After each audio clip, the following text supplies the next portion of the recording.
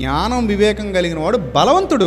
జ్ఞానం లేనివాడు ఎప్పటికీ ఈ జీవితానికి బలహీనుడు అంతే వాడు. ఎన్ని నాటకాలు ఉంటాయంటే కొంతమంది హృదయాల్లో. తెలియకుండా అయితే పర్లేదు బ్రదర్, తెలిస్తే నష్టం వచ్చేసింది బ్రదర్. ఇప్పుడు విషం తెలిస్తే తాగితే ఏంటి, తెలియకుండా తాగితే ఏంటి? దౌర్భాగ్యుడా. విషం తెలిసి తాగినా చంపేస్తుంది, తెలియకుండా తాగినా చంపేస్తుంది. ఎందుకంటే అందులో విషం ఏమై ఉంది, మిళితమై ఉంది. అర్థమైందా?